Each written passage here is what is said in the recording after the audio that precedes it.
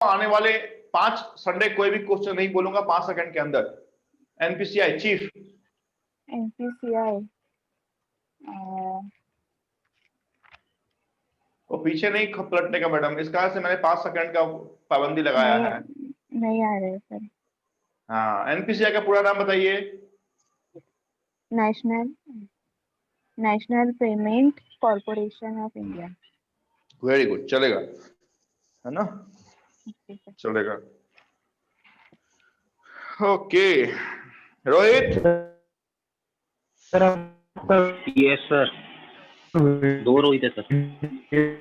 चले क्लास की शुरुआत करते हैं।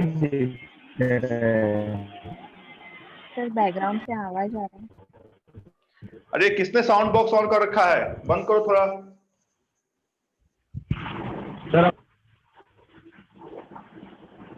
किसने साउंड बॉक्स ऑन कर रखा है? बंद करो। अभी सुनो मेरी बात पूरी तरह, है ना? और जब तक मैं ना बोलूं तब तक आप बोलिएगा नहीं। सिर्फ मेरी बात आप सुनते रहें कि मैं किस टॉपिक पे क्या बता रहा हूं। लिखने की कोशिश नहीं करेंगे जब तक मैं बोलूं नहीं। मैं जिस टॉपिक को बताने वाला हूं, माइक म्यूट कीजिए थोड़ा। मैं जिस टॉपिक को आज के टॉपिक में बताने वाला हूं, दैट इज बैंकिंग, OMBUDSMAN।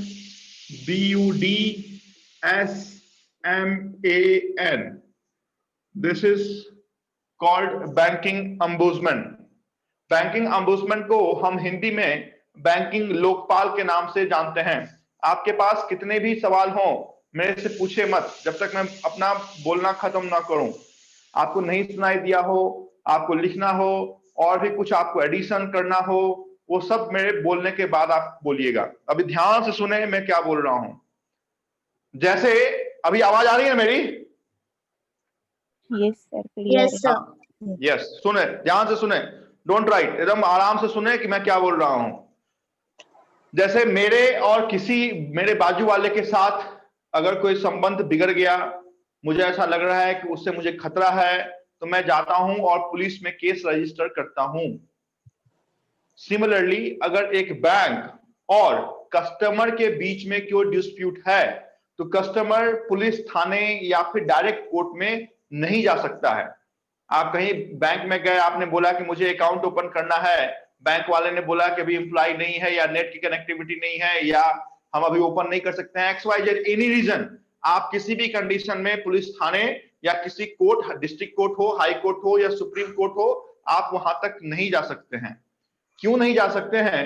क्योंकि रिजर्व बैंक ऑफ इंडिया ने 1995 में एक नए कोर्ट की स्थापना की और वो कोर्ट 2006 से 2006 से काम करने लगा, जिस कोर्ट का नाम हमने आपके बोर्ड पे लिखा है, दैट इज बैंकिंग अम्बुड्समैन। हिंदी में हम इसे बैंकिंग लोकपाल कहते हैं। तो पहली ही बात आपके लिए ऑब्जेक्टिव क्वेश्चन के लिए निकल के सामने आई कि if there is any dispute between bank and customer, RBI has set up a financial court. The court is called Banking Ombudsman in the year 1995, but the court was started or came into force or effective from 2006. अब बात ये आ गई कि banking अम्बुड्समैन में हम पहुंच तो गए कि चलो हम बैंकिंग अम्बुड्समैन हम जा रहे हैं, लेकिन क्या बैंकिंग अम्बुड्समैन में केस रजिस्टर करने के लिए हमसे कोई पैसे लगेंगे या फिर डायरेक्ट बैंकिंग अम्बुड्समैन में केस रजिस्टर किया जा सकता है? Answer is no. एक तो हमसे कोई पैसे नहीं लगेंगे, इसका मतलब है फ्री ऑफ कॉस्ट हम वहां पर कंप्लेन रजिस्टर कर सकते हैं, और दूसरा हम डायरेक्ट अपना कंप्लेन रजिस्टर नहीं कर। क्या बोल रहा हूं मैं? तो फिर से बताता हूं, फ्री ऑफ कॉस्ट है ये बैंकिंग अम्बुड्समैन में। कोई भी जो आपका डिस्प्यूट है, जो मामला है, उसको दाखिल करना बिल्कुल फ्री ऑफ कॉस्ट है। 1 रुपए का भी आपको टिकट या फिर ड्यूटी पे करने की जरूरत नहीं है, बशर्ते आप डायरेक्ट कंप्लेन वहां पे रेज नहीं कर सकते हैं। First you have to intimate bank, और आपको बैंक को 30 दिन का समय देना पड़ेगा। सपोज मैं बैंक में अकाउंट ओपन करने गया, अकाउंट ओपन नहीं किया गया, तो मैं बैंक को एक एप्लीकेशन दूंगा। उस एप्लीकेशन में ये लिखूंगा कि I want to open a saving account in your bank. I am having my KYC details of so and so, my residence address in so and so. Please open my account. उस application का आप acknowledgement लेंगे।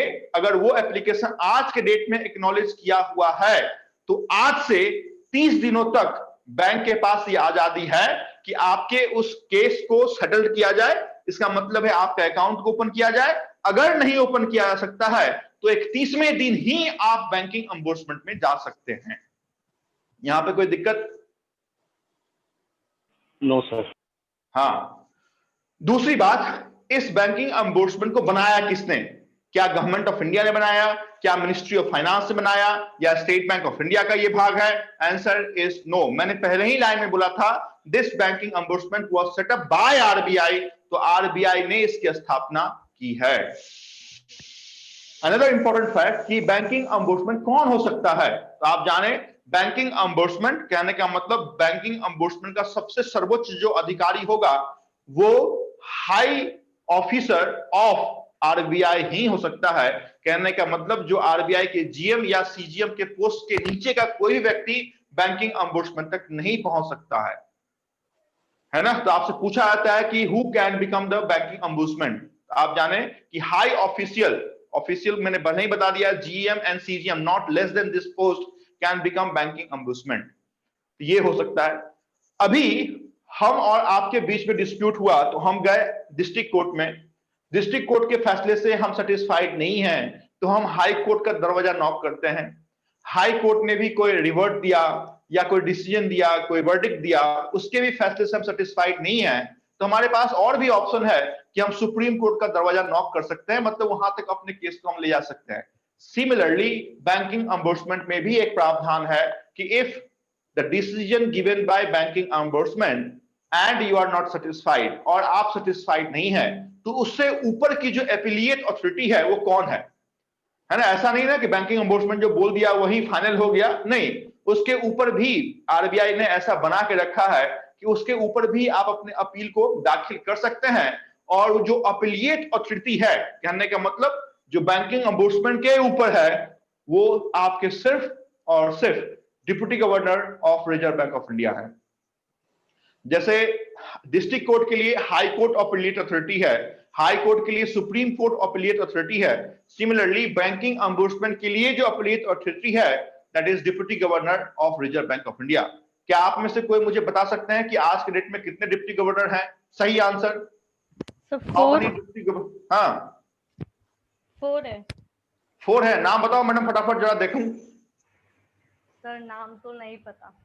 नाम नहीं पता लेकिन काम पता चल गया 4 है। Yes, there are 4 deputy governor at present. बहुत दिनों तक 3 ही रहे थे लेकिन आज के डेट में 4 डिप्टी गवर्नर हैं। एक का नाम है बीपी कानूंगो, दूसरे का नाम है Mahesh Kumar Jain that is M K Jain, तीसरे का नाम है एमडी पात्रा, और चौथे जो नए आए हैं उनका नाम है एम राजेश्वर राव। ये बार बार 1 बाय 1 करके मैं लिखूंगा भी, आपको लिखाऊंगा भी, बट इतनी फैक्ट आप समझ के रखिए। और इस बैंकिंग अम्बुड्समेंट का एस्टैब्लिशमेंट जो 1995 में आरबीआई ने अपने अंदर किया है, वो जिस नॉर्म्स के अंदर एस्टैब्लिशमेंट हुआ है, the section is section number 35A of BRA, that is banking regulation act 1949। 35A section number है। और एक्ट कौन सा है? तो ये एक्ट आरबीआई का एक्ट 1934 वाला नहीं है जिसकी बात हमने लास्ट क्लास में की थी। ये एक्ट आपका बैंकिंग रेगुलेशन एक्ट है जो आजादी के 2 साल के बाद हमें बनाया है 1949 में। आज के डेट में बैंकिंग अम्बुड्समेंट 20 जगहों पे है।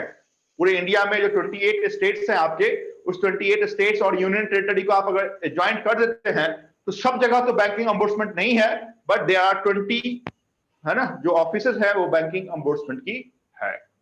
ये बातें समझ में आई? Yes sir. Yes sir. हाँ, अभी ये बातें आप भूल भी गए तो भी चलेगा, बट अगर हमने अपना केस रजिस्टर किया है, जैसे मैं जा रहा था, सपोज मैं ट्रेन से जा रहा हूं, मेरा एक्सीडेंट हो गया, तो रेलवे गवर्नमेंट कुछ मुआवजा देती है ना? Yes sir. This is called compensation. और यही आपके लिए बहुत इंपॉर्टेंट है कि बैंकिंग अम्बुड्समेंट जो मुआवजा देती है दैट इज कॉल्ड कंपनसेशन। उसको अदर टर्म में आप अवार्ड भी कहते हैं, फिनेंशियल टर्म में हम बोलते हैं बैंकिंग अम्बुड्समेंट अवार्ड। अवार्ड का मतलब कंपनसेशन जो दिया जाता है वो can not be more than 20 lakh. 20 lakh से ऊपर का अवार्ड बैंकिंग अम्बर्समेंट नहीं दे सकती है। लेकिन अगर आपके और बैंक के बीच में मेंटल हैरासमेंट का आपने केस रजिस्टर किया है, जैसे आपको बहुत सारा कॉल आता है, इंश्योरेंस पॉलिसी ले लीजिए, है ना, आप बिल्कुल मेंटली हैरास्ड हो गए, तो उस कंडीशन में बैंकिंग अम्बर्समेंट में जो मैक्सिमम कंपनसेशन क्लेम आप कर सकते हैं, which can not be more than 1 lakh rupees. फिर से बोलता हूं, in case of mental harassment only 1 lakh is the maximum amount.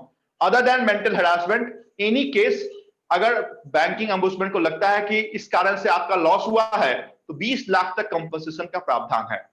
Suppose आपने कोई चेक पास करने दिया, तो आरबीआई का सर्कुलर ये कहता है कि पैन इंडिया का चेक 48 वर्किंग आवर्स में पास होना चाहिए, लेकिन बैंक के किसी गलती के कारण या फिर किसी सिस्टम फेलियर के कारण वो चेक आपका 1 हफ्ते तक पास नहीं होता है, और उस कारण से आपको अगर कोई लॉस हो रहा है, फिर से बोल रहा हूं, आपको रीजन दिखाना पड़ेगा कि इस कारण से आपको क्या लॉस हुआ है और कितने का लॉस हुआ है। तो सपोज उस कारण से आपको अगर लॉस हुआ है, आपने दिखाया कि मेरा लॉस 25 लाख का है, मुझे 25 लाख चाहिए, तो 25 लाख आपको नहीं मिलेगा। कितना मिलेगा? 20 लाख। यस, तो मैक्सिमम कंपनसेशन क्लेम जो है वो 20 लाख तक का ही प्रावधान आपके पास है। तो this is full detail of banking ombudsman, है ना। 1 बाय 1 करके अभी हम लिखने की शुरुआत करेंगे कि बैंकिंग अम्बर्समेंट आरबीआई के द्वारा सेटअप किया जाने वाला एक फाइनेंशियल कोर्ट है, जिसका एस्टैब्लिशमेंट 1995 के अंदर हुआ था, लेकिन इफेक्टिव 2006 से हो गया। वो बैंकिंग अम्बर्समेंट आपके बैंकिंग रेगुलेशन एक्ट 35A का था। लिखें पहली बात, मैं जो लिख रहा हूं दिख रहा है ना? Yes sir. Yes, sir. Yes, sir. लिखें, दिस इज ए, बीओ लिखिएगा, बैंकिंग अम्बुड्समेंट को आप शॉर्ट फॉर्म में बीओ लिखिए।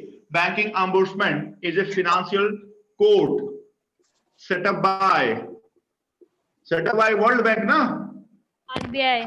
RBI. Setup by RBI under section 35A of BRA. BRA का फुल फॉर्म लिखिए, बैंकिंग रेगुलेशन एक्ट। कब आया है? 1949 में आया है।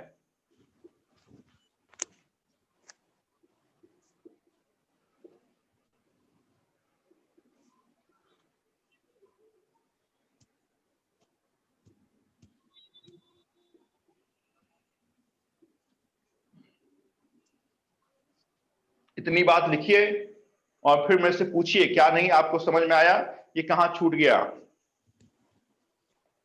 सर वो लास्ट का क्या लिखा है? वो डेट केम इनटू फोर्स, कब से इफेक्टिव हुआ? इफेक्टिव भी आप लिख सकते हैं। केम इनटू फोर्स मतलब इस दिन से हमारे लिए लागू हो गया, लेकिन बना था 1995 में, और ये सेक्शन है। हर एक चीज में से डिस्कस करो। ये नहीं समझ में आया सर, फिर से समझाओ, मैं 10 बार समझाऊंगा, नहीं समझ में आया तो। लेकिन ये सब ऐसे फैक्ट है जो हर एक बार आपको एग्जामिनेशन में आपको देखने को मिलेगा। चलूं आगे?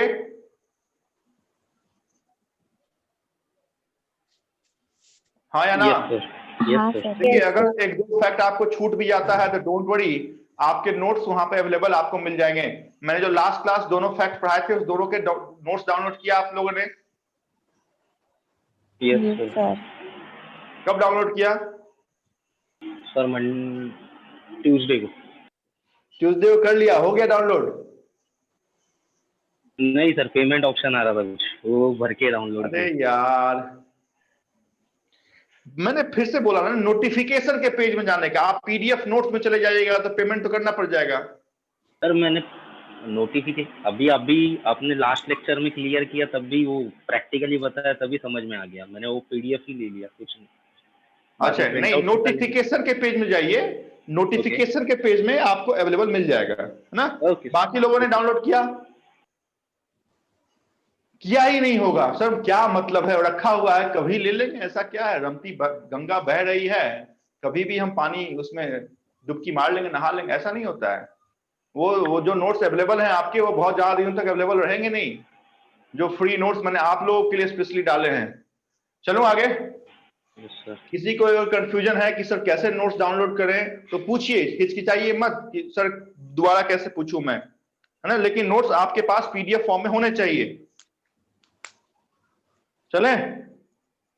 Yes, sir. Yes sir.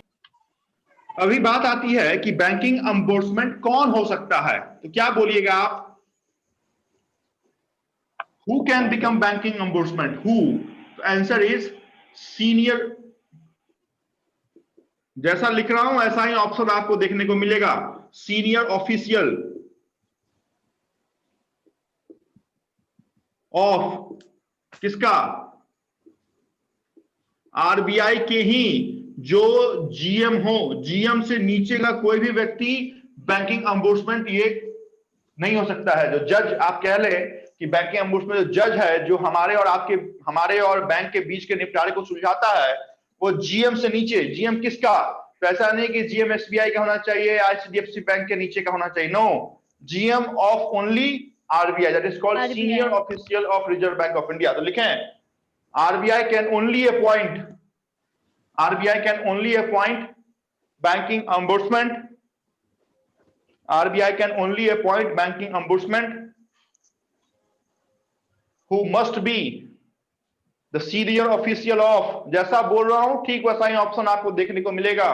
Who must be senior official of RBI only। Underline करें RBI को, नहीं तो CGM of SBI आएगा, MD of SBI आएगा, तो वहां पे कंफ्यूजन हो जाएगा। Who must be senior official of SBI, not less than the post of GM।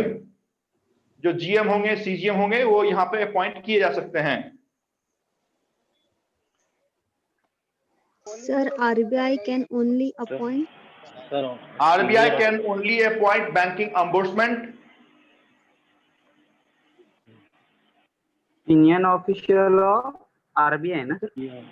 who must be senior official of RBI, not less than the post of GM, general manager, है ना। अच्छा लगेगा, लेकिन एक बार मैं तालिका आपको बता देता हूं। ये आपके एग्जामिनेशन के लिए तो इंपॉर्टेंट नहीं है, लेकिन आपके लिए इंपॉर्टेंट है। आप जिस एग्जामिनेशन की तैयारी कर रहे हैं वो क्या है? Clerk. क्लर्क। स्केल कितना? बोलो, scale 2 sir.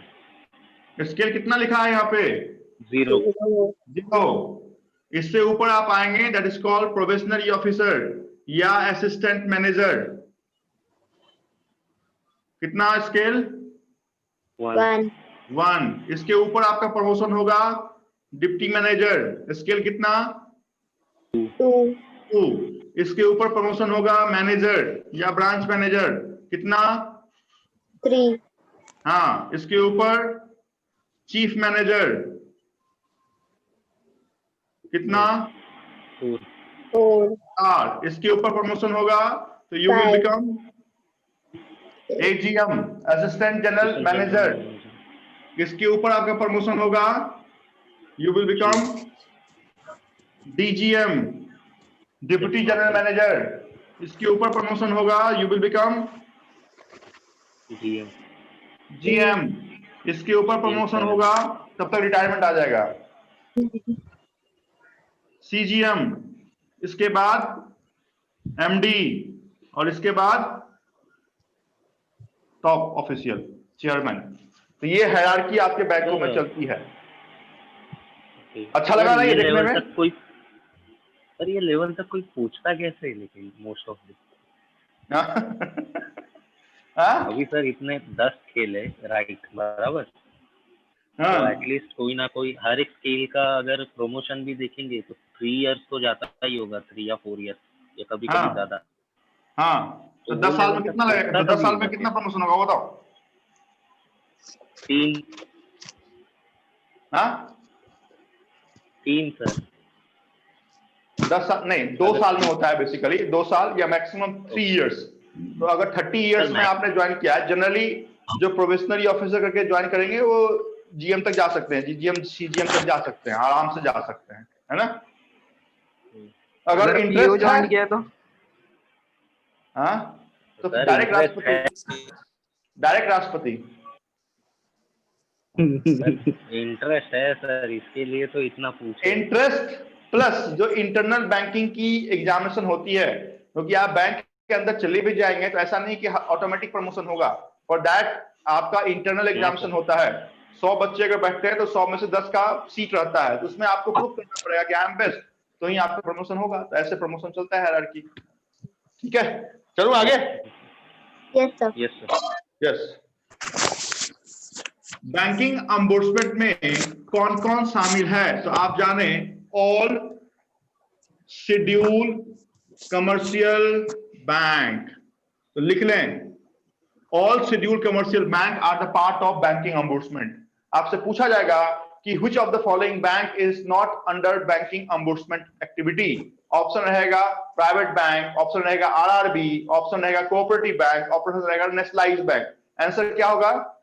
All scheduled commercial bank is the part of banking ombudsman. मतलब कहने का मतलब यह है कि अगर इन बैंकों के कस्टमर आप हैं तो आप बैंकिंग अम्बुड्समेंट का दरवाजा नॉक कर सकते हैं। समझ में आ रहा है मतलब?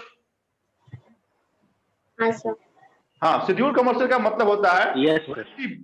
शेड्यूल कमर्शियल बैंक का मतलब होता है वैसी बैंक जो आरबीआई के एक्ट 1934 के शेड्यूल नंबर 2 के अंडर रजिस्टर्ड होती है। इसमें बहुत सारे प्रावधान है, उसको छोड़ दीजिए आप। तो शेड्यूल हम उसी बैंकों को बोलते हैं जो बैंक आरबीआई के एक्ट 1934 को फॉलो करेगी, और उस 1934 का शेड्यूल नंबर क्या होगा? 2। तो banks which follow RBI Act 1934 schedule number 2 called scheduled commercial bank, and the bank which do not follow or do not registered under schedule 2 of RBI Act 1934, the bank are considered as non scheduled commercial bank। इसकी बात हम करेंगे जिस समय हम private bank, commercial bank, development bank की बात करेंगे। अभी आप जानें कि all scheduled commercial bank is the part of banking ombudsman। Okay, Yes, sir. PRIOR prior notice to bank, कितना दिन? कितना दिन का नोटिस देना पड़ेगा बैंक को? 30 डेज। बिना इस नोटिस को दिए आप डायरेक्ट कोर्ट में जा नहीं सकते हैं। और कितना रुपया लगेगा? 100 रुपया ना? Free of cost. Free of cost. दूसरा लिखें फी, लिखें free of cost. Prior intimation to bank लिखें 30 डेज। बिल्कुल पॉइंट टू पॉइंट लिखें। बैंकिंग अम्बुड्समेंट ये है, यहां पे केस रजिस्टर करना है, पैसे नहीं लगेंगे, लेकिन 30 दिनों का समय हमको बैंक को देना है। उसके बाद ही हम आजाद हैं इस बैंकिंग अम्बुड्समेंट में जाने के लिए। कितने जगह आप जा सकते हैं? सर 2 जगह। कितने जगह है बैंकिंग अम्बुड्समेंट? 20. 28। बैंकिंग अम्बुड्समेंट के लिखें ऑफिशियल ब्रांचेस। ऑफिशियल ब्रांचेस कितना जगह पे? 20। ऑफिशियल ब्रांचेस लिखें 20।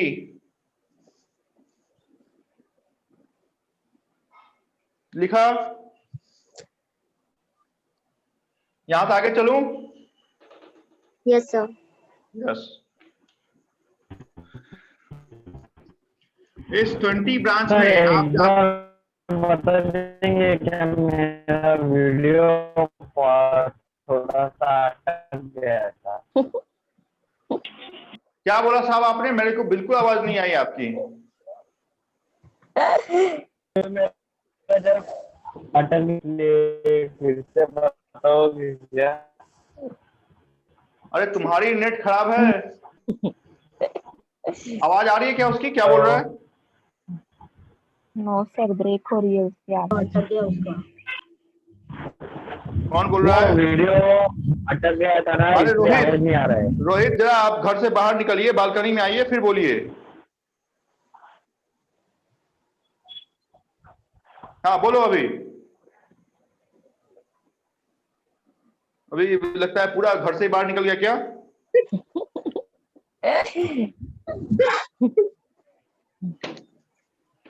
क्या बोल रहा था ये? नहीं समझ में आया मेरे को। सर उसका नेट का इशू था, तो उसकी वजह से शायद आपका वीडियो पॉज हो रहा था, वही वो रिपीट कर रहा है। अच्छा, मतलब उल्टा चोर कोतवाल को ही डांटे, ऐसा है क्या? सर होता है ना कभी कभी, होता है। ओके, होता है। चाहने से सब होता है। अगर चाह लीजिएगा कि बैंक के अंदर जाना है तो होता है वहां भी। चलूं आगे? Yes sir. Yes, sir. तो आप बोलेंगे कि सर चाहत तो पूरी है लेकिन हो नहीं रहा है। तो होगा तब जो लास्ट क्लास मैंने बताया है उसको अगर फॉलो करेंगे तो होगा तब। अच्छा आप मेरे से बताइए, आप में से कितने लोगों ने ग्रुप स्टडी की शुरुआत की? सर वही तो प्रॉब्लम है सर, ग्रुप में कोई रिप्लाई नहीं देता ढंग का। उधर मैसेज किया सर लेक्चर हो रहा है कि नहीं, उसका कोई रिप्लाई नहीं देता। बोला ग्रुप स्टडी के लिए क्या बोलेंगे कभी। हाँ उसमें भी अशोक सर ही मैसेज करते कि हाँ बाबा। कल सर एक्चुअली मैं सर का लेक्चर 20 मिनट लेट था, तो हाँ। मैसेज किया गाइस लेक्चर हो रहा है क्या, किसी ने रिप्लाई नहीं किया, देखा सबने। 2011 में वर्ल्ड की सबसे बड़ी एग्जामिनेशन हुई थी, मालूम है आपके इंडिया में? 2011 वर्ल्ड में सबसे बड़ी एग्जामिनेशन हुई थी, उसका नाम था। सर एक मिनट, ये कौन सा स्टूडेंट बोला सर कि लेक्चर देखा नहीं, हमने बताया नहीं? अरे सर आपको नहीं बोला मैंने, मैं रोहित आउटे सर। कल मैंने स्टूडेंट्स को बोला कोई ग्रुप स्टडी के लिए अवेलेबल रहेगा या नहीं, तो उसमें ये नहीं था, किसी ने रिप्लाई नहीं दिया। आपने दिया सर, बाकी किसी ने रिप्लाई नहीं दिया। वही मैं बोल ये रहा हूँ बोल मैं रहा हूँ। सर। Okay okay. अच्छा रोहित आपने सुनो, ही रिप्लाई दिया, मैं ये बोल रहा था। 2011 में वर्ल्ड की सबसे बड़ी एग्जामिनेशन आपके इंडिया में हुई थी, उसका नाम था IBPS क्लर्क। और उस एग्जाम में 51 लाख लोग बैठे थे। 51 लाख में से 20,000 लोगों का सिलेक्शन हुआ। तो 51 लाख से 20,000 पहुंचना है, तो ये इस भीड़ में खड़े होने वाले बहुत हैं। जो इनएक्टिव मोड में रहते हैं वो यही रहते हैं कि जिनको ठीक है जो चल रहा है चल जाए, एग्जामिनेशन आएगा उसका फॉर्म भरेंगे, फिर दिन को देखेंगे कि क्या है ना। तो एक्टिव रहना इज इंपॉर्टेंट, और उसके लिए सॉल्यूशन आपको ढूंढना पड़ेगा कि कोई नहीं है तो देखिए कौन और हो सकते हैं। किसी को मोटिवेट करो, है ना, कि भाई कर कर कर, ऐसे मोटिवेट करूं भाई कर, चाय पिलाऊंगा कॉफी पिलाऊंगा लेकिन कर, ठीक है? हाँ करना पड़ेगा कुछ। चलें आगे? Yes, sir. यस। अरे कहाँ थे भाई, हम तो मूल में ही गायब हो जाते हैं कि हम कहाँ थे। Sir official branch are 20 places last. Okay, official branch. अभी एपिलिएट ऑथोरिटी, एपिलिएट ऑथोरिटी कौन होगी? तो मैंने बताया आपको कि appellate authority of banking ombudsman is only and only deputy governor of RBI। तो सिर्फ इतनी ही बात आप लिखते हैं तो काम आपका चल जाएगा। लेकिन अगर हम इसकी बात कर रहे हैं तो एटलीस्ट फर्ज बनता है कि हम उस 4 बड़े नाम को जाने जो आज के डेट में आपके डिप्टी गवर्नर ऑफ RBI हैं। नाम है BP कानूंगो, दूसरा नाम है महेश कुमार जैन, तीसरा नाम है MD पात्रा, और चौथा नाम है M राजेश्वर राव। इसको आप लिख लीजिए, द एपिलिएट ऑथोरिटी। और ऐसे भी आप लिख सकते हैं, if someone is not satisfied or if the customer is not satisfied with the decision given by banking ombudsman, the appellate authority is deputy governor of Reserve Bank of India। अधिक जानकारी के लिए इन 4 का नाम जरूर आपको याद होना चाहिए, शक्तिकांत दास के साथ। Shaktikanta Das is 25th governor of RBI, लेकिन उनके साथ ये 4 छोटे भाई का नाम आप याद रखिए, who are 4 deputy governor as today: BP Kanungo, MK Jain, MD Patra and M Rajeshwar Rao. इसको आप लिखिए।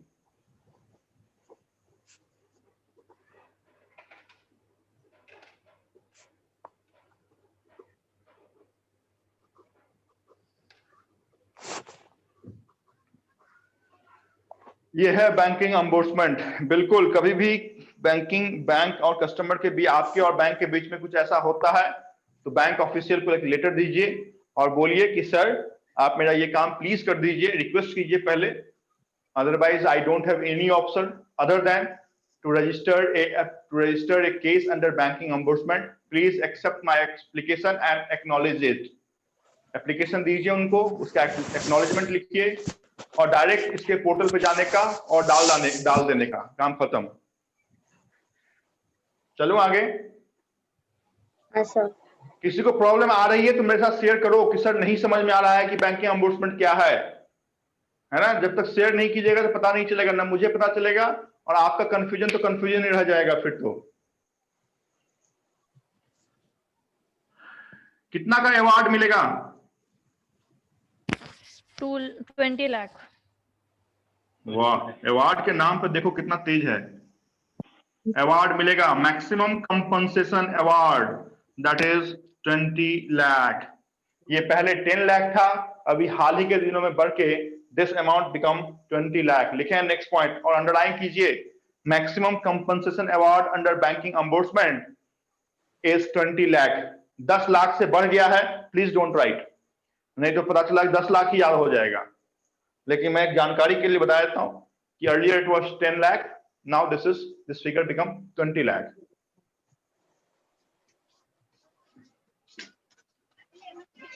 और कुछ बच गया? कुछ थोड़ा सा जोर डालिए। एक चीज और मैं छोड़ रहा हूं, वो क्या है? Mental harassment. Very good. If अगर सिर्फ आपसे लिख के दिया जाता है कि व्हाट इज द कंपनसेशन, और माइक किसका ऑन है? अगर आपसे पूछा जाता है what is the maximum compensation award under banking ombudsman, कोई भी अदर क्लॉज नहीं लगाया जाता है, answer will remain same 20 lakh. लेकिन आपसे अगर पूछ दिया गया what is the maximum compensation reward under banking अम्बुड्समेंट for the case registered under mental harassment, सिर्फ और सिर्फ जब तक आप अपने क्वेश्चन में मेंटल हरासमेंट नहीं देखेंगे तब तक आपका आंसर ये 5 जीरो वाले नहीं होने चाहिए, दैट इज 1 लाख। लिखें, if the case is related with the mental harassment. Next point लिखें, if the case is related with mental harassment, if the case is related with mental harassment, maximum compensation is rupees 1 lakh। देखिए, आज जो मैं topic आपको पढ़ा रहा हूं, जो भी टॉपिक पढ़ाऊंगा, जितना मैक्सिमम कवर हो सकता है, उस टॉपिक में से 1 मार्क्स तो फिक्स है आपको, 1 मार्क्स आपको आएगा। हर एक दिन के लेक्चर से समझ में आई चलिए आप कि 1 से 2 मार्क्स आप कवर करते जा रहे हैं। बूंद बूंद से घड़ा भरता है, इस बात को समझें। सर वापस सेंटेंस रिपीट कीजिए ना। Maximum compensation award under mental harassment is rupees 1 lakh. Mental harassment का ऑप्शन मैंने आपको बताया अभी, क्या मेंटल हरासमेंट हो सकता है? क्रेडिट कार्ड के लिए बार बार आपको फोन आ रहा है, ये आ रहा है, तो आपको प्रूफ करना पड़ेगा कि मेंटल हरास किया गया है।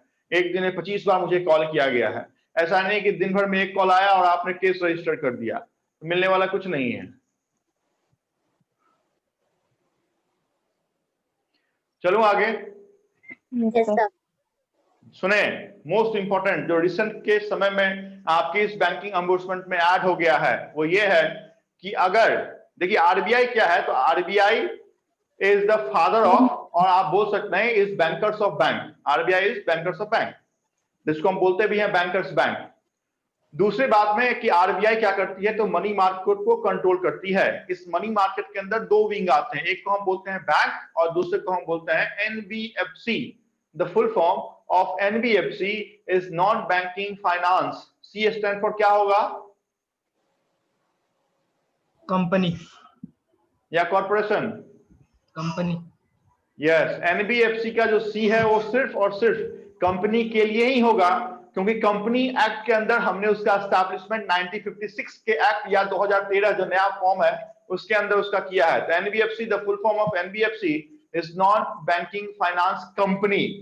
तो पहले अगर आप एनबीएफसी के भी कस्टमर हैं, सपोज किसी मुथूट फाइनेंस के हैं या फिर बहुत सारे एनबीएफसी चलते हैं, तो उसके कस्टमर हैं और वहां पे आपके और बैंक के बीच में डिस्प्यूट हो गया, तो आप बैंकिंग अम्बुड्समेंट का दरवाजा खटखटा नहीं सकते थे, क्योंकि मैंने आपको क्या लिखाया?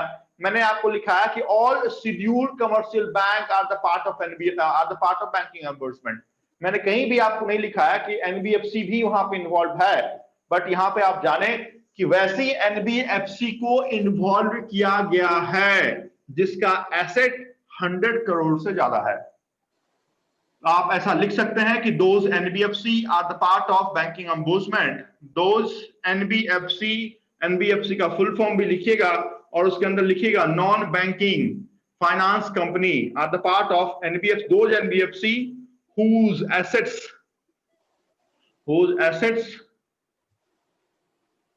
are more than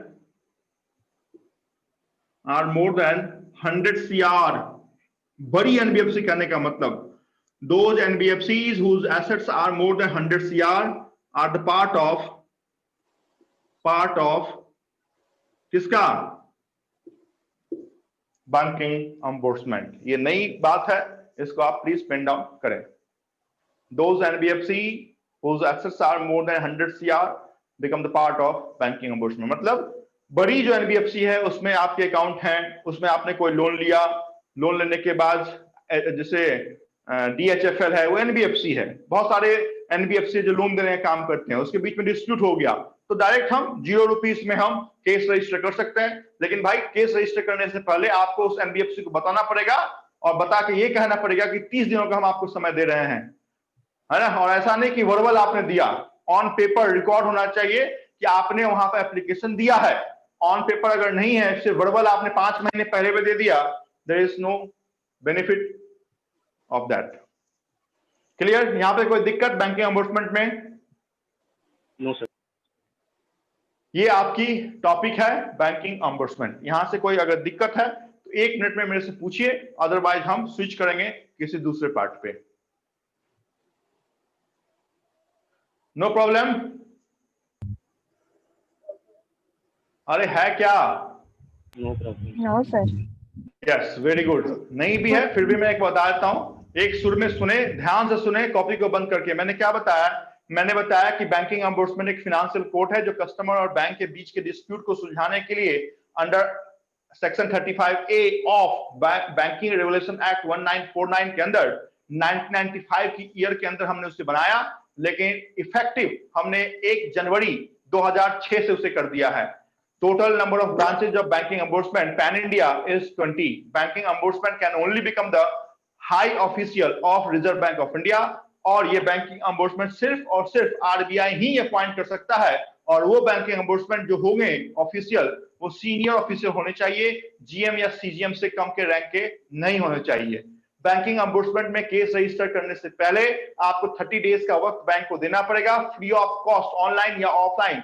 इसकी कंप्लेन आप रजिस्टर अलग अलग शाखाओं में 20 जगहों पे आप पैन इंडिया में कर सकते हैं.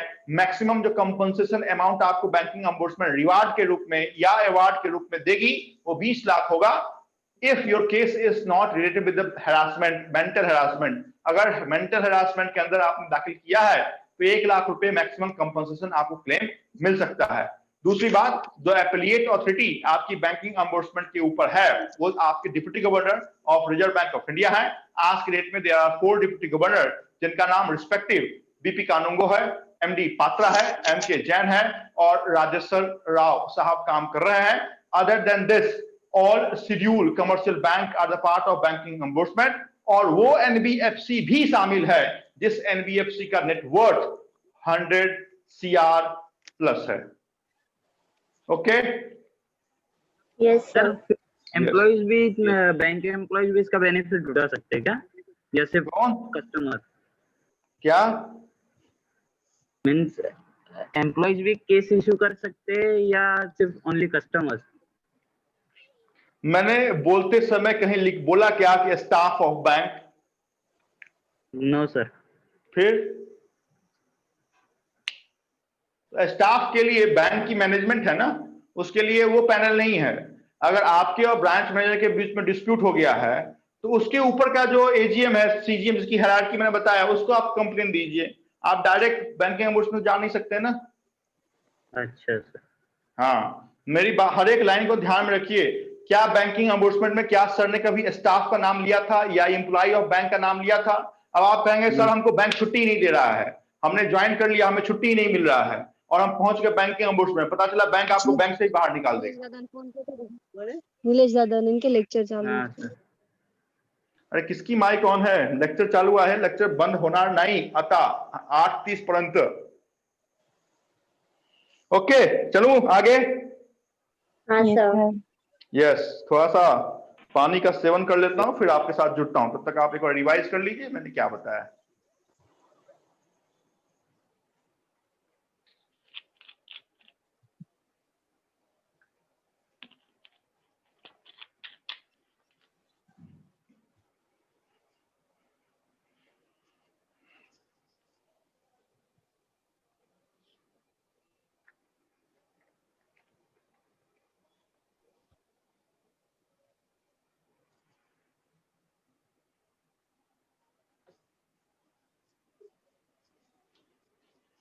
આવી ગયા પછી ફોન કરો.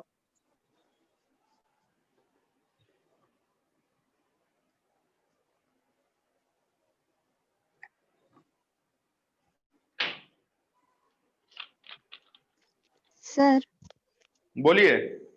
लॉस की कोई मिनिमम अमाउंट ऐसी है क्या? कितना लॉस हुआ तो ही जा सकते हैं, कंप्लेन कर सकते हैं? फिर से बोलिए मैडम, क्वेश्चन फिर से रिपीट करो एक बार। लॉस की कोई मिनिमम अमाउंट है क्या? मतलब इतना लॉस हुआ तो ही कंप्लेन कर सकते हैं? क्वेश्चन तो अच्छा है, आप मेरे को इतना चीज सोच के बताओ कि अगर मिनिमम अमाउंट की कोई भी सीमा होती, सुन रही हो क्या बोल रहा हूं मैं? हाँ सर। अगर मिनिमम अमाउंट की कोई भी सीमा होती कि भाई 10 रुपए से कम नहीं होना चाहिए, 1 लाख रुपए से कम नहीं होना चाहिए, तो मैं 100% आपको अभी तक बता दिया होता। तो आपका अगर कंपनसेशन क्लेम 1 रुपए का भी है तो भी आप जा सकते हैं, आपका कंपनसेशन क्लेम 20 लाख का है तो भी आप जा सकते हैं। There is no minimum benchmark, है कि नहीं? Okay sir.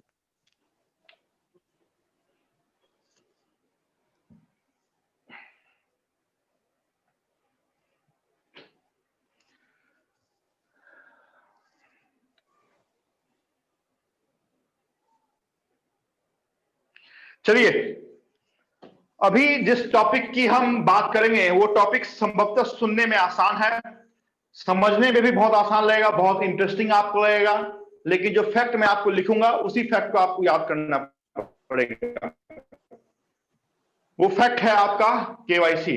इस पे हमने पहले भी पढ़ा है, लेकिन आपके साथ हमने कभी तक इसके साथ डिस्कशन नहीं किया। लेकिन बार बार जब भी आपके साथ कोई ऐसी रिलेटेड टॉपिक आई तो मैंने बताया ओबीडी जब अकाउंट की हम बात कर रहे थे। तो अभी हम बात करेंगे आपकी केवाईसी से रिलेटेड सारे इंपॉर्टेंट फैक्ट की।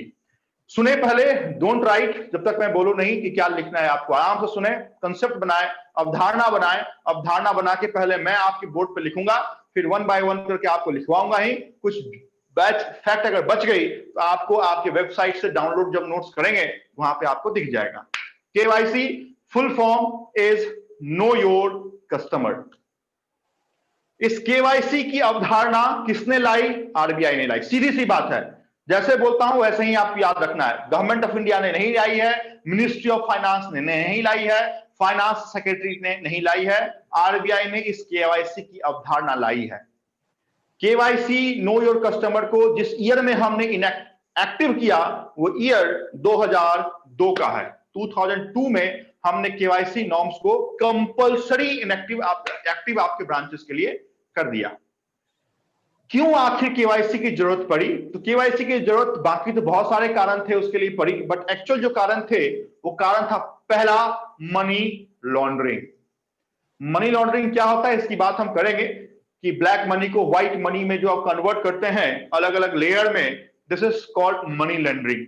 मनी लॉन्ड्रिंग पहला कारण था जिस कारण से हमने 2002 में आरबीआई ने केवाईसी को इनेक्ट कर दिया। दूसरा था टेररिस्ट फाइनेंसिंग, कि बाहर के देश से आपके देश में पैसा आ रहा है, पैसा किसी और के अकाउंट में आ रहा है, उसका यूज कोई थर्ड पार्टी कर रहा है। Terrorist financing was the other reason of inception of KYC. तीसरा था, पहला क्या होता है, हाँ, आइडेंटिटी थेफ्ट। अभी मेरे बहुत सारे अलग अलग काम हैं, तो मैं अपने अकाउंट में पैसा नहीं लेता हूं, मैं किसी और के अकाउंट में पैसा लेता हूं और वहां से अपने मैं क्या करता हूं, रूट कर लेता हूं अपने पास। तो this is called identity theft, अपनी पहचान को छुपाना और पैसे को अपने पास रखना। ये भी रीजन थे आपके केवाईसी का। केवाईसी सेक्शन नंबर 35A, जिस सेक्शन की बात अभी थोड़ी देर पहले हमने आपके साथ बैंकिंग ऑम्बुड्समैन में की थी, वही सेक्शन नंबर केवाईसी के लिए भी है, section number 35A of banking regulation act. 35A of banking regulation act के अंदर हमने केवाईसी को इनेक्ट किया। अभी होता क्या है भाई ये केवाईसी? तो केवाईसी होता है कि बैंक या कोई भी ऑर्गेनाइजेशन अपने कस्टमर को पहचाने। तो पहचानने के लिए there are 3 pillars of this KYC. One is called उसकी आईडी, दूसरा उसकी एड्रेस, आईडी कहने का मतलब your name, your father name as well as your date of birth. This is called your ID proof. PAN card पे क्या लिखा हुआ मिलता है? आवाज आ रही है क्या? नेम, सरनेम और बर्थडे। हाँ, वेरी गुड। कभी डेटा, कभी आपका एड्रेस लिखा हुआ मिला क्या पैन कार्ड पे आपको? No sir. No sir. नहीं।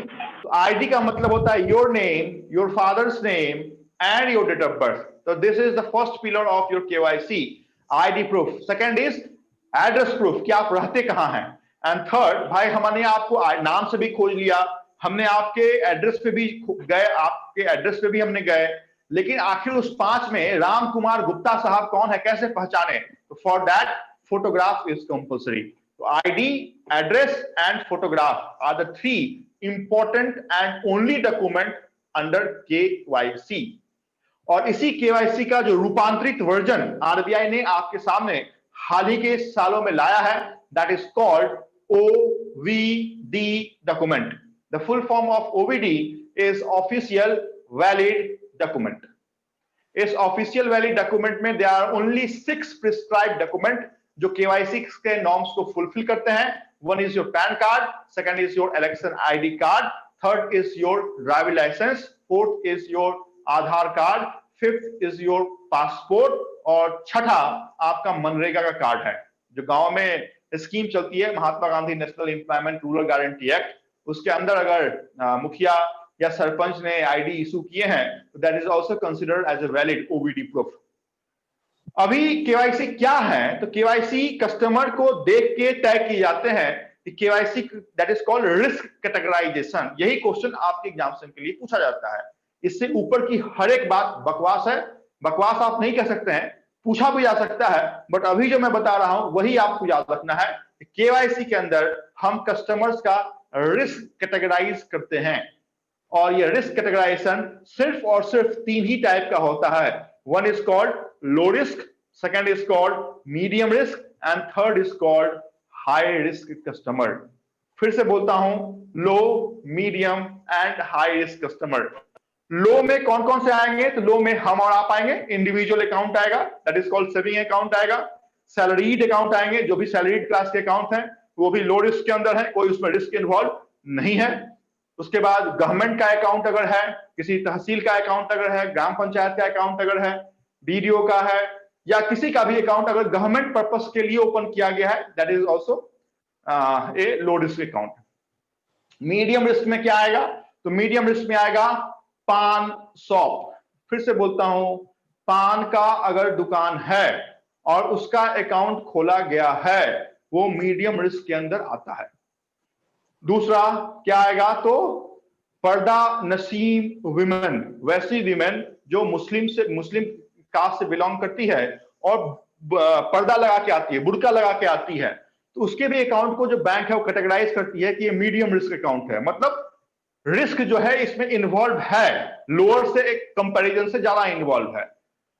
गैस का गोदाम है, उसके लिए अकाउंट खोला गया है, कार मतलब कोई डीलर्स का अकाउंट है, उसके लिए खोला गया, तो ये सब मीडियम रिस्क के कैटेगराइज अकाउंट हैं। And the high risk account, high risk account वो है जैसे एनआरआई, वैसे रेसिडेंट इंडियन जो आपके इंडिया के ज्योग्राफिकल सीमा से 182 डेज प्लस आपके ज्योग्राफिकल सीमा से बाहर रहते हैं, हम सिर्फ उन्हीं को एनआरआई कंसीडर करते हैं। अगर कोई मर्चेंट नेवी में काम कर रहा है, 90 दिनों का सेलिंग करके वापस आपके इंडिया में आ गया है, he will be not considered as NRI.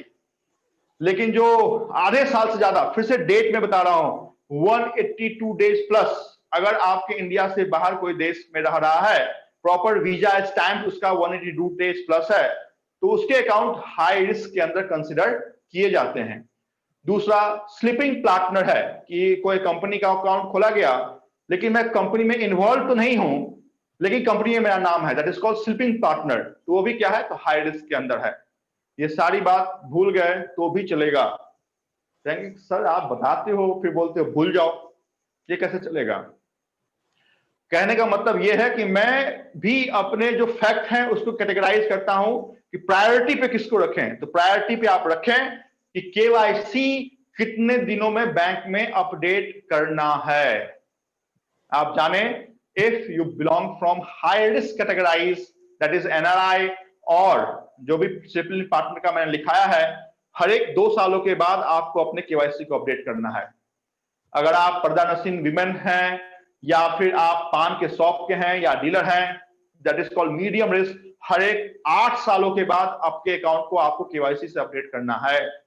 और आप इंडिविजुअल हैं, सैलराइड हैं, गवर्नमेंट के इंस्टीट्यूशन से बिलोंग करते हैं, after each 10 years, this period is very very important.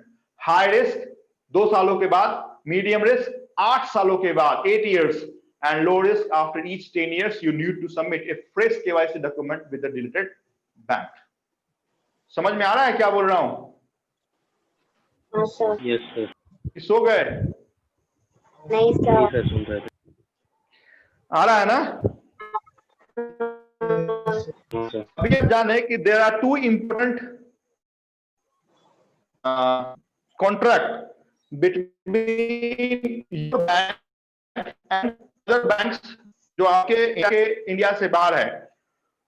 उसका नाम है फटका। अगर कोई यूएस सिटीजन आपके इंडिया में सपोज पढ़ने के लिए आया, जेएनयू में पढ़ने के लिए आया, या किसी काम से आपके इंडिया में आया है, यहाँ पे काम कर रहा है, और उसने आपके इंडिया के किसी बैंक में जाके अकाउंट ओपन किया है, तो बैंक जिस फ्लैग को टिक मार्क करेगी, the flag is called FATCA, FATCA। The full form of FATCA is foreign accounting tax compliance act. Other than US को छोड़ के जो अदर कंट्री है, 90 ऐसे देश हैं जिसका टाई अप आपके इंडिया के बैंकर्स बैंक के साथ है। अगर उस देश से आपके इंडिया में कोई आया है, अकाउंट ओपन कर रहा है, कहीं काम करता, किसी भी पर्पज से अकाउंट ओपन कर रहा है, आपको आपकी बैंक जिस फ्लैग को टिक मार्क करती है, that is called CRS, that is common reporting standard. तो सिर्फ यूएस का कैंडिडेट आपके इंडिया में है, फटका को हम टिक मार्क करेंगे। अदर देन यूएस हम CRS को टिक मार्क करेंगे। फटका का full form foreign accounting tax compliance act है, CRS का full form common reporting standard है। अभी घबराइए मत, हर एक चीज को हम लिखते हैं, आपके साथ लिखेंगे, बट सुन लीजिए क्या है, उसके बाद लिखने में बहुत मजा आएगा। दूसरा है कि आप जाने कि LKYC क्या है, आप जाने कि CKYC क्या है, और आप जाने कि EKYC क्या है। तो 3 चीज मैं बता रहा हूं। पहला है LKYC। KYC तो आप जानते ही हैं कि क्या है। L stand for liberalized KYC. If you don't have Aadhaar card or any OBD document, even though you can open your account in any commercial bank, the account will be categorized as a small account. बाद में 1 साल का समय है, उसको आप डालिए आधार card, the account will be converted into BSBD account, Basic Savings Bank Deposit Account. This is called LKYC, जिसका मतलब है KYC को लिबरल कर दो, लिबरलाइज कर दो, मतलब थोड़ा सा जिप कर दो, कम कर दो, that is LKYC. दूसरा है EKYC। EKYC का मतलब होता है कि हार्ड कॉपी पे हमें क्या करना है, सबमिट नहीं करना है ना। Go to your bank, put your finger on biometric machine, automatically pop-up of Aadhaar card will fetch into the account. This is called what? EKYC, electronic KYC. And third is CKYC, that is called centralized KYC. इसकी शुरुआत हाल ही के दिनों में हुई है। Cerci ने basically इसकी शुरुआत की है, central reconstruction of asset security interest of India, जिसमें यह कहा गया है कि हर एक बैंक का सिर्फ एक ही KYC होगा। मतलब कहीं भी आप अपडेट करेंगे, ऑटोमेटिकली KYC क्या होगा, तो अपडेट हो जाएगा। अभी पायलट प्रोजेक्ट के आधार पर चल रहा है आपके बैंकों में, बट फुल फ्लेज इंप्लीमेंट नहीं हुआ है। This is called CKYC, centralised KYC norms. इतनी बात आपको KYC गाइडलाइंस के अंदर जाननी है।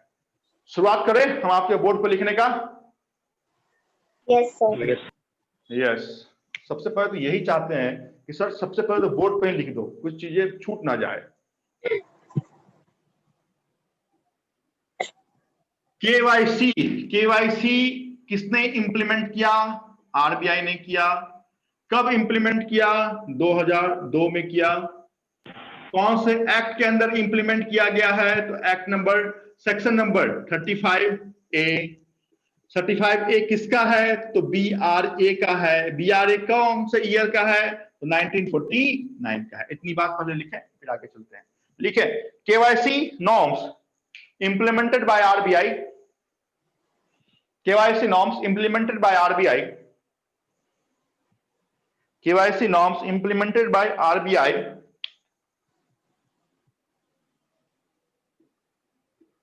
in 2002.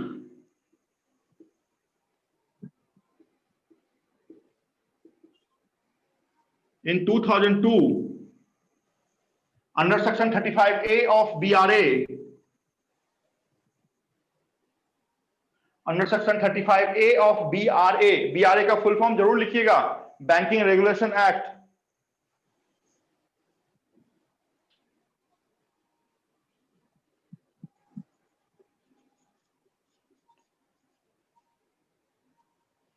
Under section 35A of BRA 1949 to stop identity theft,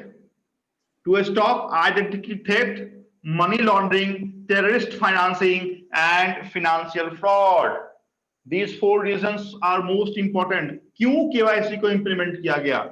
यही वो कारण थे जिस कारण से KYC को इंप्लीमेंट करने की जरूरत पड़ी। आप अपने पहचान को मत छुपाएं, आप टेररिस्ट फाइनेंसिंग ना करें, आप मनी लॉन्ड्रिंग ना करें, आप कोई फिनेंशियल फ्रॉड ना करें। ये वो 4 बेसिक कारण थे जिस कारण से हमने KYC को इंप्लीमेंट किया है।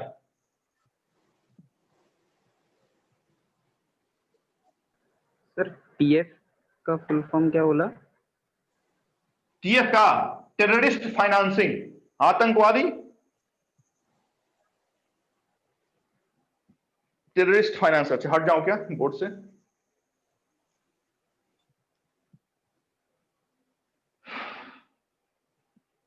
ओके ना? Yes sir. सर और सर फाइनेंशियल फ्रॉड के नीचे क्या लिखा है? फिनेंशियल फ्रॉड के नीचे जो लिखा है वो बताया नहीं है। ऊपर का हो गया? Yes sir. ऊपर का हो गया? Yes sir. हाँ सर। 1 लाख बार अंडरलाइन करें, 1 लाख बार। KYC डे कब मनाते हैं? Most repeated and frequent asked question for your bank examination, which of the following is known as KYC day या observed as KYC day? Answer is 1st of August. Your birthday is not important for your examination, but population day कब मनाते हैं, human rights day कब मनाते हैं, ozone day कब मनाते हैं, है ना, विमेंस डे कब मनाते हैं, स्पैरो डे कब मनाते हैं, ये सब कुछ याद है क्या?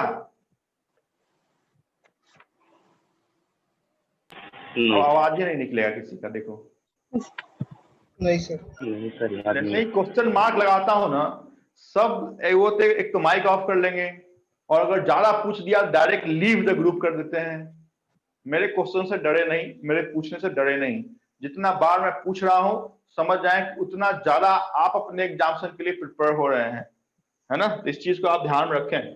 थोड़ा सा लगेगा अरे यार सर पूछते हैं याद ही नहीं रहता है, सर बार बार पूछे जाते हैं, वो तो मेरा कर्तव्य है ना, और आपका भी अधिकार है सर कितनी बार पूछेंगे मैं बताऊंगा तो नहीं, क्योंकि हमें भारत के संविधान ने फंडामेंटल राइट्स दिए हैं, न बोलने का भी राइट्स, बोलने का भी राइट्स। चलो कोई बात नहीं। लिखा का KYC डे? हाँ सर। हाँ yes sir. How many pillars of KYC? कितने पिलर हैं? 3. 3 पिलर हैं। कौन कौन सा बताओ? आइडेंटिफाई, एड्रेस और फोटो। यस, तो लिखे under KYC there are 3 pillars. One is ID proof, second is address proof, and third is income proof. Address proof, ID proof and income proof, यही 3 है ना? नहीं सर, फोटोग्राफ। अच्छा याद है कहने का मतलब। देखो ऐसे ही क्वेश्चन पूछे जाएंगे आपसे। ID proof है which of the following is undertaken under KYC document, ID proof, address proof, है ना। उसके बाद दिया जाएगा इनकम प्रूफ। तो आपको लगेगा कि एक्चुअली हम जाते हैं तो बैंक हमसे पूछती है कितना पैसा आ रहा है या सैलरी स्लिप मांगती है, but income proof is not required under KYC guideline, है कि नहीं। तो स्पष्ट में लिखा है ID, address, photograph.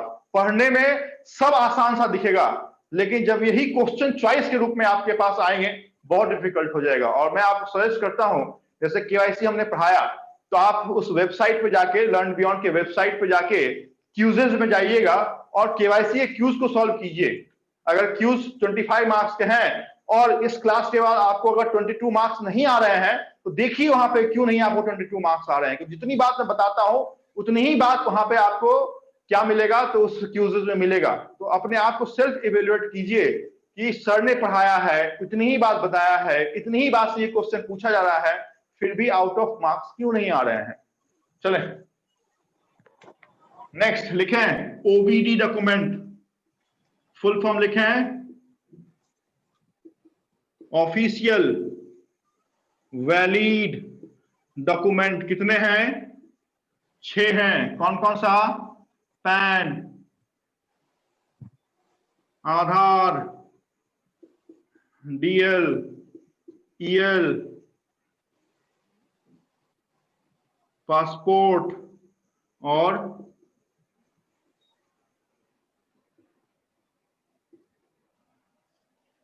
OBD document. Full form लिखें official valid document based on 6 document, pan, Aadhaar, EL, DL, passport and NREGA card.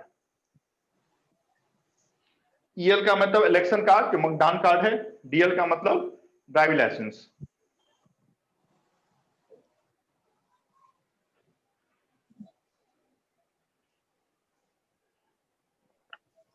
DL का मतलब? डीएल का मतलब, हाँ बोलो बोलो, क्या नहीं समझ में आ रहा है पूछिए मेरे से। डीएल मतलब? डीएल मतलब दादर licence card. Driving licence sir. Okay sir. तो लिखो ना ड्राइविंग लाइसेंस। सर लास्ट के इसका मीनिंग क्या है? सर एनआरईजी का फुल फॉर्म होता है। हाँ। किसका बताऊं? एनआरईजीए। एनआरईजीए फुल फॉर्म क्या लिखा है? National rural employment guarantee act. But don't write this 2005, this will be suicidal for all of you. वो मत लिखिए कब आया, नहीं तो पता चला केवाईसी का डेट ही 2002 भूल जाएंगे, 2005 पर टिक मार्क कर देंगे, वो छोड़ दीजिए आप। NREGA national employment rural guarantee act. Sir ये कौन सा आईडी प्रूफ होता है, इसका यूज क्या होता है? हाँ ये तो अच्छा क्वेश्चन पूछा है। आप कहाँ से हो मैडम वो बताओ? मीरा रोड। मीरा रोड। गांव कहाँ पे आपका वो बताइए? कोल्हापुर। कोल्हापुर में, कोल्हापुर तो सिटी हो गया ना, गांव बताइए। कोल्हापुर में ही है प्रॉपर। अच्छा गांव है ही नहीं, शहर से ही है। हाँ। अच्छा ठीक है। मजदूर को देखा है, मजदूर को गांव में काम करते हुए रोड पे, हाँ। या किसी कंस्ट्रक्शन में, या फिर कोई भी गवर्नमेंट का कोई भी काम चल रहा है वहां पे मजदूर काम करते हैं, है कि नहीं? हाँ। जब मजदूर वहां पे काम करते हैं और मजदूर हैं तो उनको मतलब ही नहीं है कि मुझे बैंक में अकाउंट खोलना है, क्या करना है। वो तो 300 रुपए बेचारे कमाते हैं, रात में घर आते हैं 300 रुपए खर्च हो जाते हैं, तो उनको क्या मतलब है सेविंग से? तो उनके पास कोई आईडी कार्ड रहती नहीं है, तो उनको ग्राम पंचायत एक लोकल आईडी बना के देती है कि भाई साहब ये इनका नाम है और ये हमारे इस गवर्नमेंट स्कीम, क्योंकि ये जो है ये गवर्नमेंट स्कीम है, गवर्नमेंट ऑफ इंडिया की एक स्कीम है जिसके अंदर ये कहा गया है कि साल में आउट ऑफ 365 डेज 150 डेज का काम मिनिमम मुहैया करवाना है। इसकी बात मैं गवर्नमेंट स्कीम में चल के ज्यादा करूंगा। तो इसमें यह कहा जाता है कि 150 दिन का काम हर एक जिनको भी अनएम्प्लॉयड हैं उनको गवर्नमेंट देगी। तो उनको गवर्नमेंट देगी तो उनका कुछ आईडी कार्ड होगा तब ना, क्योंकि ग्राम पंचायत ने काम दे दिया है तो उनको तो ऑफिशियली दिखाना पड़ेगा कि भाई हमने इनको काम दिया है। तो कौन है? तो ये है, that is a local proof issued by gram panchayat on local level, that is called NREGA card. NREGA क्या है? तो नरेगा कुछ नहीं है, नरेगा इज ए स्कीम जिसकी शुरुआत 2005 में यूपीए गवर्नमेंट द्वारा किया गया था, जिसमें आज के डेट में ये कहा गया है कि आउट ऑफ 365 डेज 150 डेज का मिनिमम काम हमें एक अनएम्प्लॉयड वर्कर को देना है। This is A scheme. इस स्कीम के अंदर जो कार्ड देगा that is called NREGA card. Okay sir. चलूं आगे? हाँ सर। मिनिमम 150 डेज की 100 डेज? अरे 100 डेज कब का खत्म हो गया भाई, कहाँ हो? कहाँ पे है? मुंबई में है या फिर हरियाणा पहुंच गए? This is minimum 150 days. Earlier it was 100 days. Now this is 150 days. ठीक है? आवाज आई? Yes sir. हाँ सर, यस सर। अभी बोलेगा ही नहीं, अभी नेट पे सर्च कर, अभी नेट पे खोजने लगा होगा। चलो आगे चलते हैं। इस केवाईसी के अंदर, केवाईसी के अंदर हमने क्या बताया कि हमने बताया कि हम रिस्क कैटेगराइजेशन करते हैं, और रिस्क कैटेगराइजेशन कितने आधार पे होता है? तो रिस्क कैटेगराइजेशन जो होता है वो आरसी के अंदर थ्री रिस्क इन्वॉल्व है। One is called low, second is called medium, और थर्ड इज कॉल्ड हाई। अगर ये है तो आपको रिस्पेक्टिव इस ईयर के बाद आपको केवाईसी डॉक्यूमेंट बैंक में देना है ना? Low risk after each 10 years, medium risk 8 साल, हाई रिस्क 2 years। अब हाई रिस्क में कौन कौन से आएंगे? लो रिस्क में कौन है कभी नहीं पूछा जाएगा, डोंट वरी। सबसे इंपॉर्टेंट जो है वो मीडियम रिस्क और हाई रिस्क है, कि मीडियम रिस्क में कौन है और हाई रिस्क में कौन है। तो आप जाने एनआरआई, ट्रस्ट, एनजीओ, एनआरआई या फिर ट्रस्ट का जो अकाउंट है या फिर एनजीओ का जो अकाउंट है ना, ये सब क्या है? तो ये सब हाई रिस्क कैटेगराइज अकाउंट है। हाई एनजीओ या फिर पॉलिटिकली कोई एक्सपोज है, किसी लीडर का अकाउंट है तो पॉलिटिकली एक्सपोज्ड पर्सन या फिर स्लिपिंग पार्टनर, ये हाई रिस्क के अंदर कैटेगराइज होंगे। मोस्ट इंपॉर्टेंट, पहले आप हाई रिस्क लिखें फिर हम मीडियम रिस्क लिखेंगे। लिखें, there are 3 risk categorization under KYC norms which are as follows. There are 3 risk categorization under KYC norms which are as follows: low, medium and high.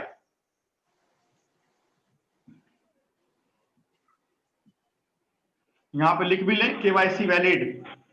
KYC कितने दिन तक valid रहेगा? 10, 8 and 2 years। 10, 8 and 2 years।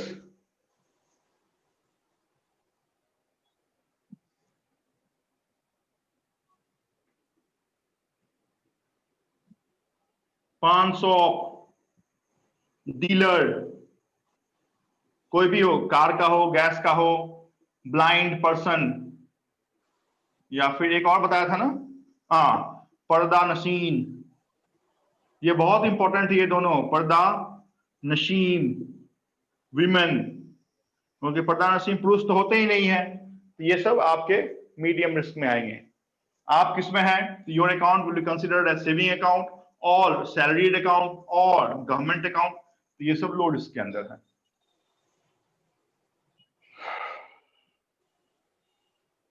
Sir वो high risk में political expose के बाद क्या है? क्या बोला मैडम आपने? वो हाई रिस्क में लास्ट वन क्या है पॉलिटिकल एक्सपोज के बाद? एक minute, sleeping partner. Sleeping partner, sleeping partner समझ में आया क्या? कि मैंने और आपने मिलके क्या किया है? तो अकाउंट ओपन किया है, लेकिन मुझे कोई भी अकाउंट से मतलब नहीं है ना? हाँ। तो मैं क्या कहलाऊंगा? Sleeping partner. आप एक्टिव हैं, आप पूरे कंपनी को देख रही हैं, तो आप एक्टिव पार्टनर, मैं sleeping partner. Okay. Low risk saving account, salaried account, government purpose account.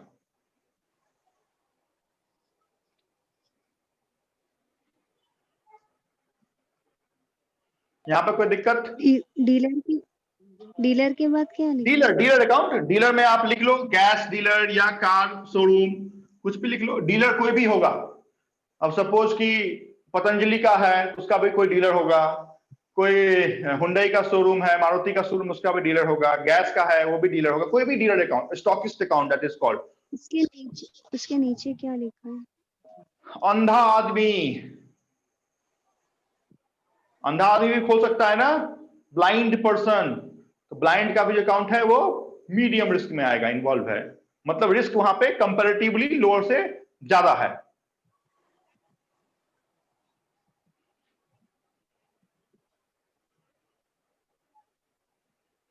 अगर केवाईसी से क्वेश्चन पूछा गया तो अगर 1 अगस्त नहीं पूछा जाएगा तो आप समझ लें कि ये सारी बात आपसे पूछी जाएगी, स्पेशली ये फैक्ट आपसे पूछा जाएगा। कितने after how many years 500 account need to be KYC updated. ऐसा नहीं पूछा जाएगा कि कौन सा है, पूछा जाएगा after how much year blind account should be updated. तो आप यू मस्ट नो कि blind account fall under medium risk and medium risk KYC categorization is for only 8 years.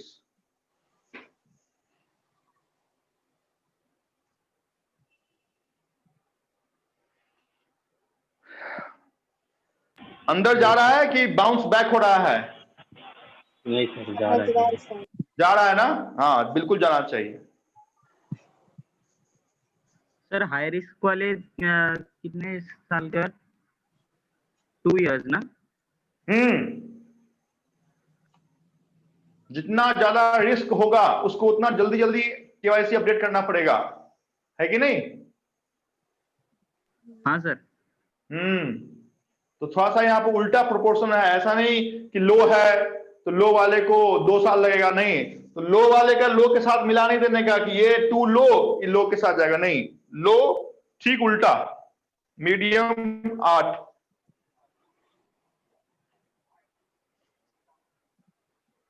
चले आगे, इसी पर रहूं? नहीं सर, बढ़िया। अभी मैंने क्या बताया है? मैंने बताया है अगर कोई यूएस रेसिडेंट आपके इंडिया में आता है तो अकाउंट तो हम खोल सकते हैं, जैसे आप बाहर जाते हैं सर आवाज तो आप ब्रेक हो रहा है कोई आपका। आपके भाई चले गए, खाना चले गए, तो सर वहां पे हम आवाज ब्रेक हो रहा है। आवाज ब्रेक हो रहा है आपका।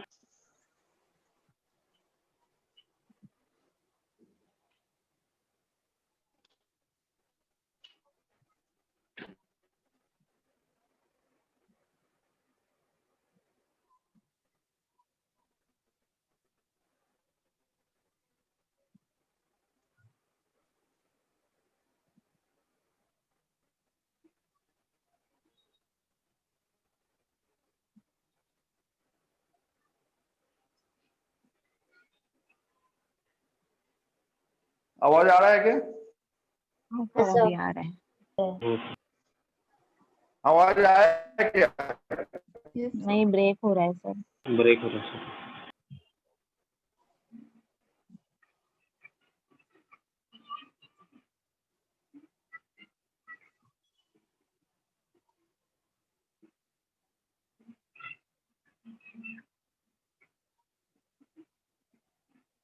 सर आपका अभी नहीं आवाज ही नहीं आ आ रहा। रहा है।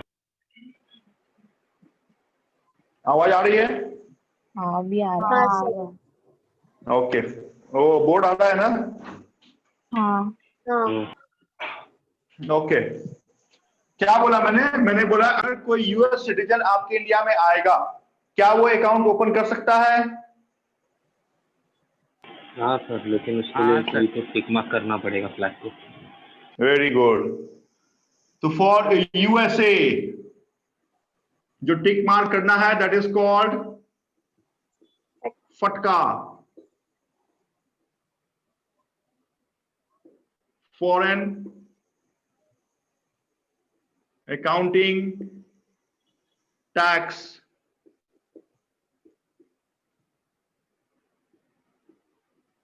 compliance act. Other than US CRS, full form is very important, common reporting standard, LKYC, CKYC and EKYC। देखें आवाज आ रही है क्या? हाँ सर। यस, तो लिखें US citizen can open account in India under FATCA norms. US citizen can open account in India under FATCA norms. Please pin down FATCA, full form, Foreign Accounting Tax Compliance Act. मतलब इससे क्या होगा, तो कोई जैसे हमारा India के लोग जाते हैं स्विस बैंक में अकाउंट खोल लिए, तो अगर वहां पे जाके अकाउंट खोल रहे हैं तो इंडियन गवर्नमेंट को पता होना चाहिए, अगर सीआरएस का उन्होंने साइन किया हुआ है तो ये बेसिकली वो नॉर्म्स है कि अगर वहां वाला कोई इंसान है यहाँ पे अकाउंट खोलेगा तो यूएस की जो मिनिस्ट्री है उसको मालूम हो जाएगा कि भाई ये जो अकाउंट नंबर है, ये जो नाम है, इसने इंडिया में जाके अकाउंट खोला है, तो वहां पे वो मॉनिटर कर सकते हैं। सिमिलरली लिखे है दूसरी बात, other than US citizen can also open account in India under CRS norms. Other than US 90 countries है वहां पे, तो ब्रैकेट में लिख भी लीजिए छोटे से फटाफट। Other than US 90 countries resident can open account in India under CRS provision। CRS का फुल फॉर्म लिखिए, कॉमन रिपोर्टिंग स्टैंडर्ड।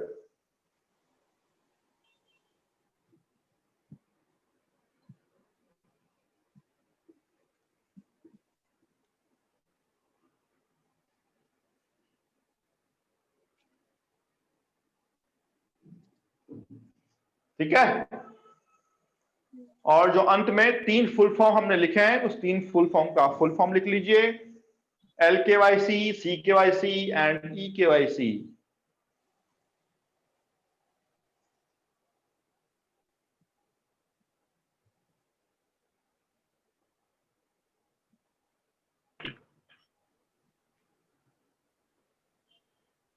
अपर्णा आपकी पहली क्लास है आज? अपर्णा, अपर्णा आप तक मेरी आवाज आ रही है क्या? Yes sir. पहली क्लास है आपकी? यस। कौन सी ब्रांच? सर बोर्ड देखने दीजिए। कौन सी ब्रांच? डोंबिवली। डोंबिवली से रह के हेड ऑफिस में रह के और इतना लेट ज्वाइन किया तुमने, क्यों?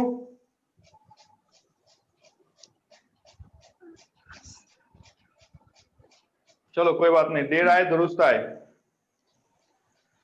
तीनों का फुल फॉर्म लिखिए, LKYC that is liberalised KYC, CKYC that is centralised KYC, और EKYC that is electronic KYC। Electronic KYC का मतलब आप समझ गए, UID, हम इंप्रेशन लगाइए बायोमेट्रिक मशीन पे, दैट इज EKYC। CKYC आप समझ गए, तमाम बैंकों में एक ही बार KYC करना पड़ेगा।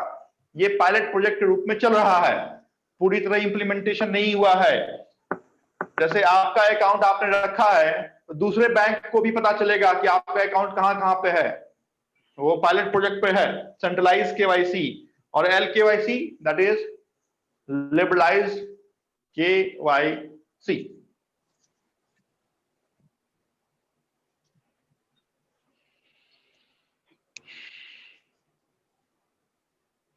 Done? Yes sir.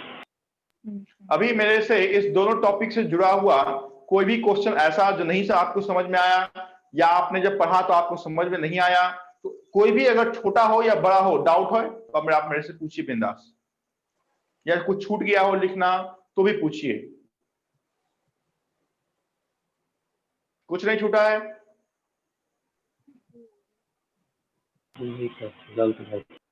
Sir NBFC का एक बार बताइए।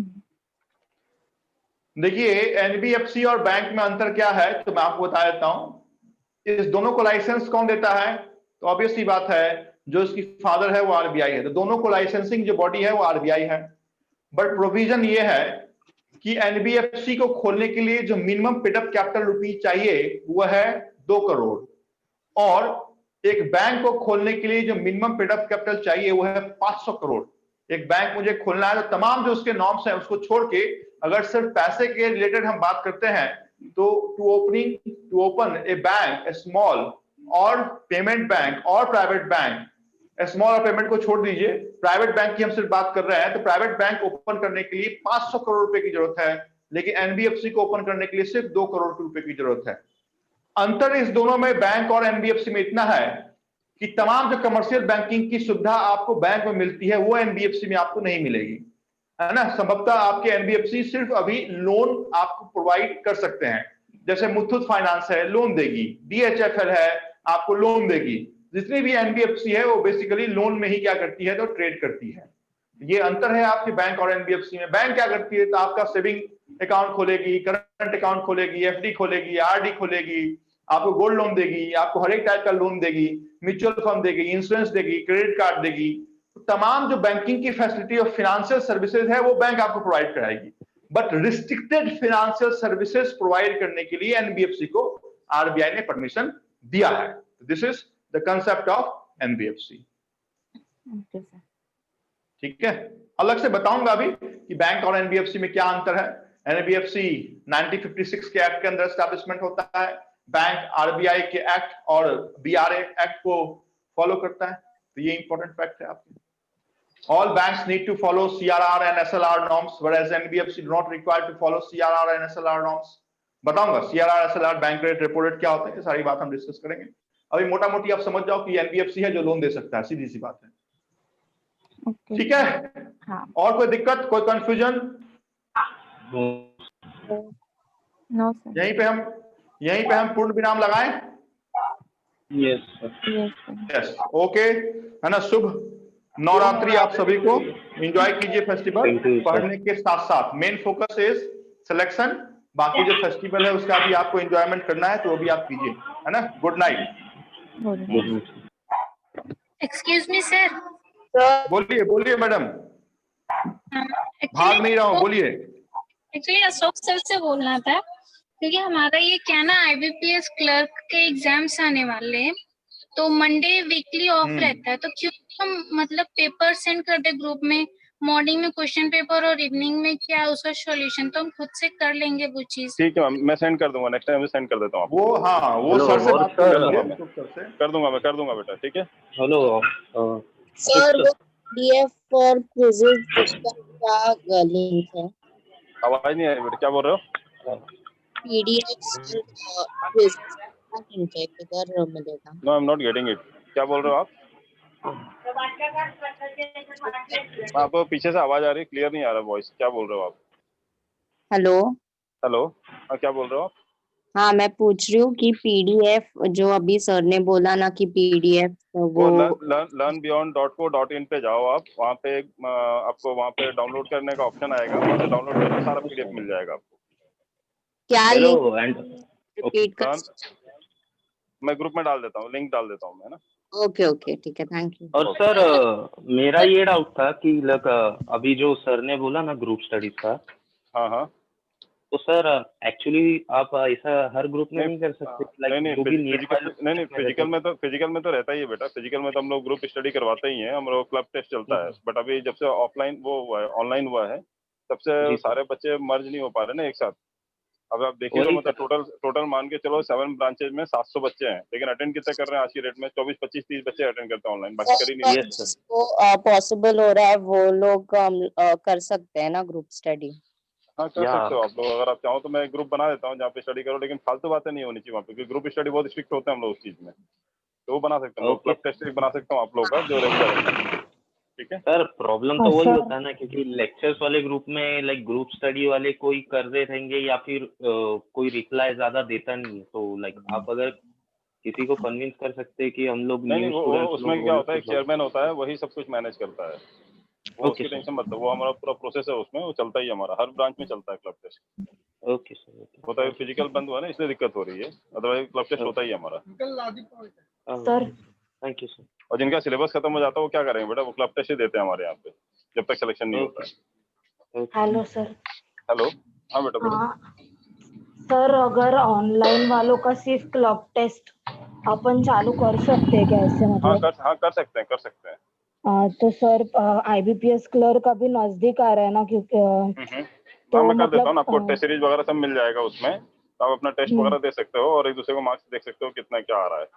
वो क्लब का प्रोसेस अलग होता है, उसमें क्या होता है, आप लोगों को निकाल के लाना पड़ता है डाउनलोड करके टेस्ट वगैरह सब जगह से, और देना पड़ता है सारे बच्चों को। जो चेयरमैन होता है वो टेस्ट नहीं देता। मैं आपको पूरा प्रोसेस समझाता हूँ आप लोगों को।